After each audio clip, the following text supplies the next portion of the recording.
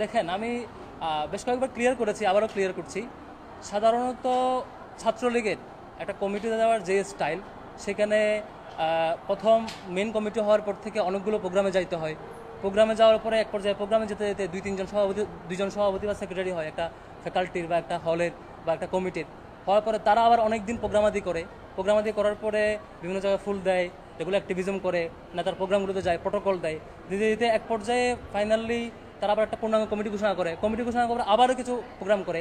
ঠিক আমার যেই ইস্যুটা আসছে ইনস্টিটিউট কেন্দ্রিক, আমার ডিপার্টমেন্টে, সে কেন্দ্রিক টোটাল আমার ডিপার্টমেন্টের লাইফে কোথাও কেউ একটা সিঙ্গেল ডকুমেন্ট দেখাতে পারবে না আমি ছাত্রলীগের কোনো প্রোগ্রামে ছিলাম।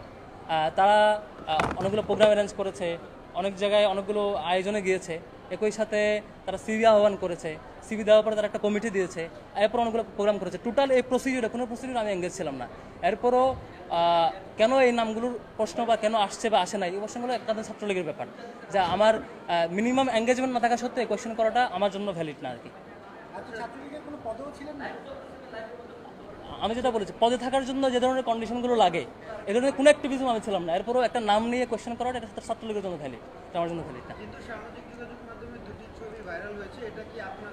জি, ছবি নিয়ে একটু আলাপ করি। শুধু দুটি ছবি না, আরও অনেকগুলো ছবি আসবে, আমি বলে রাখি। আরও অনেকগুলো মন্ত্রীর সাথে অনেকগুলো ছবি আপনারা দেখতে পাবেন। কেন? কারণ আমি একদম প্রথম বর্ষ থেকে ডিবেটিং ক্লাবের সাথে সম্পৃক্ত। সেজন্য দেখবেন আমি যে হলে ছিলাম সেই হল ডিবেটিং ক্লাবের সভাপতি ছিলাম। আমি যে ডিপার্টমেন্টে ছিলাম সেই ডিপার্টমেন্টে ডিবেটিং ক্লাবের সেক্রেটারিও ছিলাম।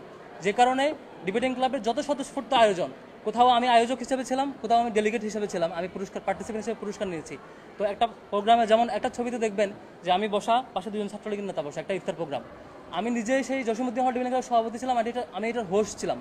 আর আমার হল ডিবেটিং ক্লাবের সাবেক একজন সভাপতি রাকিব সিরাজি, সেই ছাত্রলীগের নেতা ছিলেন, তিনি দাওয়াত পেয়েছেন ক্লাবের সাবেক হিসাবে। আবার তানভীর হাসান সৈকত, তিনি দাওয়াত পেয়েছেন, সে হচ্ছে আমার হলেই থাকতেন এবং ছাত্রলীগে তখন পুস্টেড। দাওয়াত পাওয়া আমার আয়োজনে, ডিবেটিং ক্লাবের আয়োজন। তখন ফুল ছবি দেখলে দেখবেন, ফুল ছবিতে এখানে আরও অনেকে ছিলেন ডিবেটিং ক্লাব বা বিভিন্ন পার্টির। আবার একটা ছবি দেখবেন আমি পুরস্কার নিচ্ছি সাবেক পররাষ্ট্রমন্ত্রীর কাছ থেকে, সেটাও ডিবেটিং ক্লাবের। আরেকটা ছবি দেখবেন আমি সৈকতকে ফুল দিচ্ছি, সেটাও ডিবেটিং ক্লাবের। যখন সৈকতের ছাত্রলীগের যখন সে সময়ের কমিটিটা হয়, কমিটি হওয়ার পরে দেখবেন যে হলগুলোতে বা সব জায়গায় বাঁধন, ডিবেটিং ক্লাব, কুইজ সোসাইটি সহ অন্যান্য যে সংগঠনগুলো থাকে, সামাজিক সংগঠন, এই সামাজিক সংগঠনের পক্ষ থেকে সাধারণত তাদেরকে ফুলের শুভেচ্ছা দেওয়া হয়। এটা খুবই স্বাভাবিক।